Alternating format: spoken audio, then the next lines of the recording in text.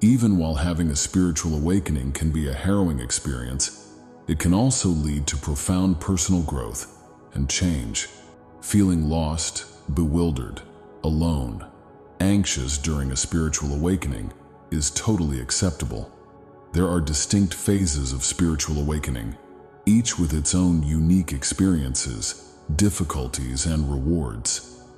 Having an awareness of these phases might help you make more informed decisions as you travel your own spiritual path.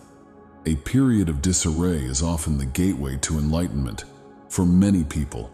Sometimes in life, something happens that completely rocks your world. Maybe your significant other dumps you, or you are sick or injured, and your whole life changes. These occurrences are like having the rug yanked out from under your feet by the cosmos. In this pandemonium, you experience an inner snap, making you realize that your ego never had control in the first place. On the flip side, some people experience what can only be characterized as a spontaneous or grace-filled waking. No tragedy, no suffering, simply a lovely and natural realization. Michael Singer, the acclaimed spiritual teacher and author, is a great example. He reached enlightenment while simply sitting on his living room floor. You may develop spiritually without going through adversity. There appears to be a rise in the frequency of spontaneous awakenings, which may portend a change in the level of awareness shared by humans. This hopeful movement reminds us that change may occur without suffering and can be as inevitable as sunrise. There is one constant regardless of the route you choose to waking. When you ask yourself, is this all there is to life, you enter existential territory. What exactly am I here to do? These inquiries nudge you away from the superficial and into the realm of the profound. Whether your path to awakening begins with a spectacular incident or evolves over time, honor it as a holy invitation to live with greater purpose.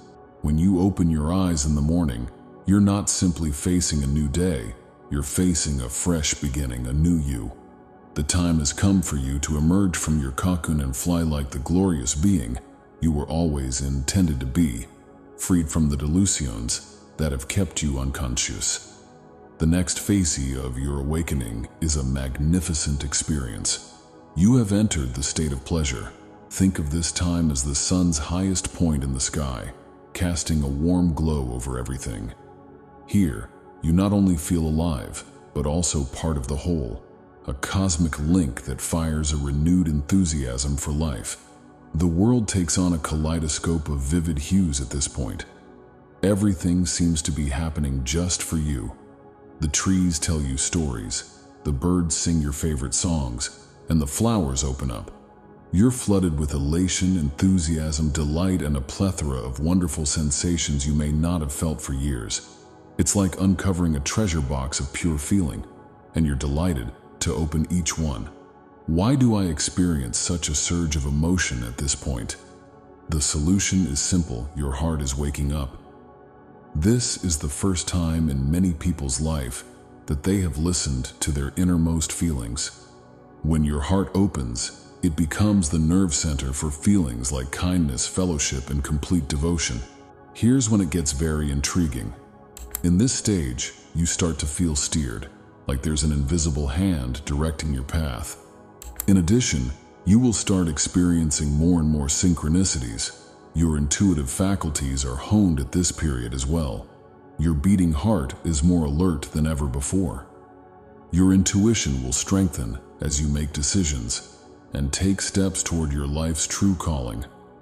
And further miraculous feature of this phase is the unveiling of latent spiritual abilities. Maybe you'll get an uncanny ability to read people instantly.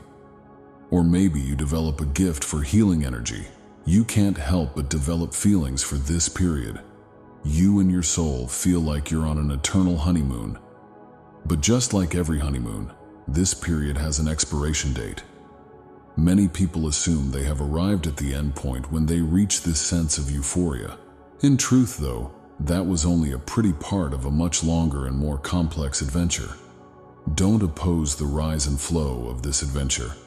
The dark night of the soul might be the next phase of your life. You may be experiencing what I call the void at this time.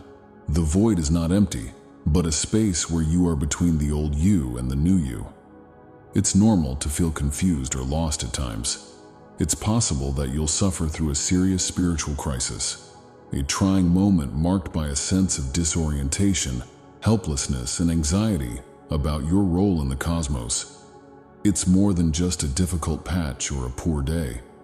It's a radical shift in outlook that might feel like a total breakdown of identity, but realize that it's a recalibration period. Your soul is digesting all that you've learnt. It's creating the stage for you to emerge as a new entity. During this time, you may feel drawn to introspection, writing, or even just going for a walk in the park and taking in the fresh air and healing energy of nature. Now is the moment to practice self-love and let the changes settle in. Keep in mind that this is the time when you may unearth hidden strengths, skills, and interests that were previously stifled by your old self-perception and environmental constraints. The voice of your heart becomes more audible to you. And let me tell you, listening to that call will show your way like nothing else. It can help you realize your full potential, which is something you may have been unaware even existed before. After you're ready, after your soul believes you've had enough rest, you will start to rise from the emptiness and you will be glorious. It's possible that your entire worldview, mentality, and even your surroundings have shifted. You are not alone if you're watching this while experiencing a dark night or entering the abyss. The road may seem long and you might be anxious to reach the goal. But have faith and don't skip steps along the way. One may learn from both, and your soul is knowledgeable.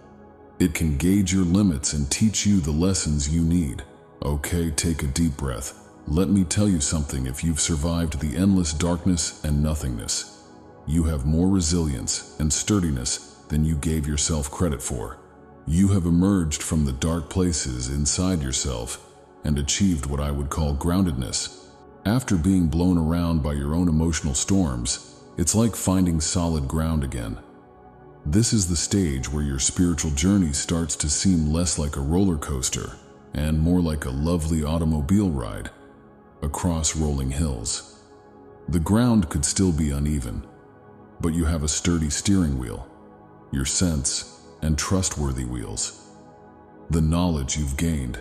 You have to understand that being grounded is a stage of equilibrium.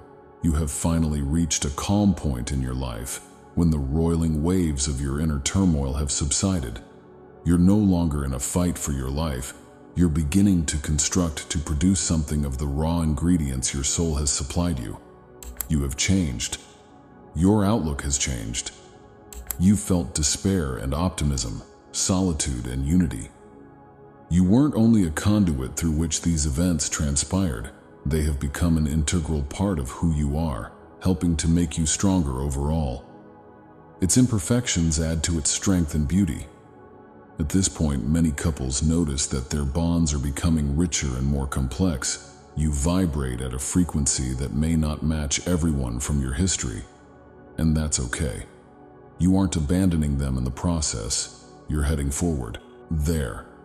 The connections you create today will frequently have a depth and genuineness that may have been absent previously. During this time, you will also have a much sharper sense of direction. You've let go of ideals you once held for yourself, your family, and the world at large. You may decide for yourself what matters most. It's as if the cosmos clears away the fog and says, here is the road. It's a calmer period, but don't take that to mean things are standing still.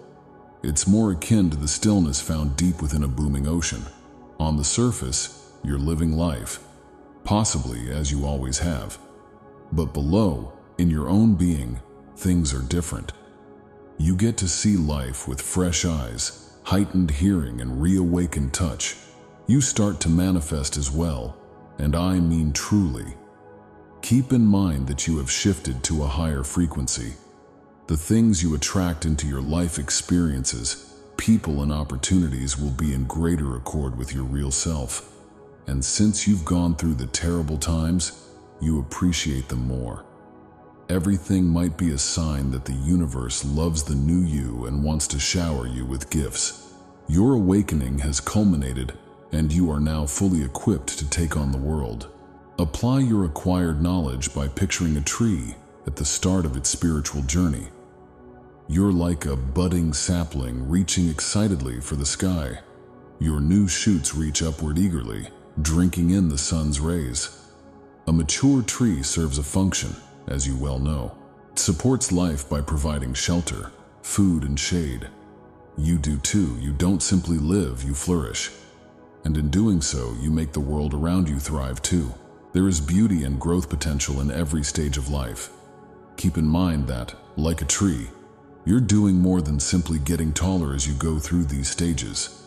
You're also strengthening your foundation. For a healthy and happy existence, you need both. Keep aiming for the heights, but never forget the power that comes with being anchored. Also keep in mind that your spiritual development may not mirror the steps I've described. It's important to remember that everyone's path is unique. I pray that this video speaks to you wherever you are in your journey.